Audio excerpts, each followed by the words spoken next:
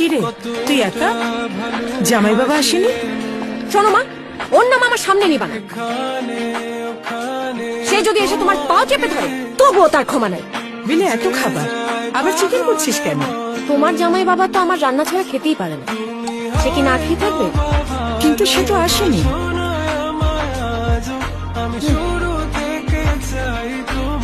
আসসালামু আসো আলাইকুম বাবা, আপা। ভালো সময় এসেছো, খেয়ে নাও। আমি কিন্তু খেতে আসিনি, বসো। আপনাকে দেখতে আসছি। জাস্ট আপনি বললেন দেখে বসলাম। দেন, চিকেন কারিটা দেন।